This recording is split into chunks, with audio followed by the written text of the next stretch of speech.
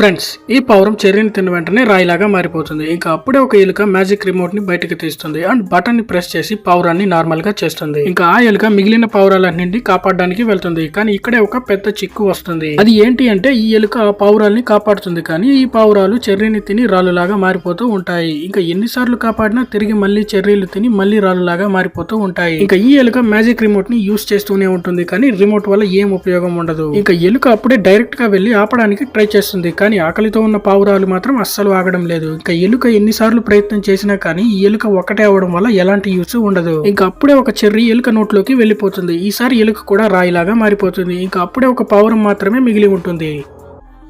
ఇంకా ఆ రిమోట్ ని చూసి చెర్రీ అనుకుంటుంది, కానీ సడన్ గా చెట్టు మీద ఉన్న చెర్రీని తినేస్తుంది. దానివల్ల అన్ని ఒక చెర్రీ పావురం మీద పడి అక్కడ ఉన్న పావురాలన్నీ గుద్దుకుంటాయి అండ్ అప్పుడే రిమోట్ ప్రెస్ అయిపోతుంది. ఇంకా చివరికి ఒక చెర్రీ మాత్రమే ఉన్నప్పుడు ఈ ఎలుక ఏం చేసిందో చూసే ముందు మీకు ఈ డబ్బుల కంటే మీ అమ్మ ప్రేమ గొప్పదని భావిస్తే వీడియోని లైక్ చేసి ఛానల్ ని సబ్స్క్రైబ్ చేసుకుని కామెంట్ లో లవ్ యూ అని టైప్ చేయండి. చివరికి ఆ బెర్రీని తీసుకొని పారిపోతుంది అండ్ అనుకోకుండా ఆ చెర్రీ ఒక వ్యక్తి ఫుడ్ లో వేసేస్తుంది. దానివల్ల ఆ వ్యక్తి కూడా రాయిలాగా మారిపోతాడు.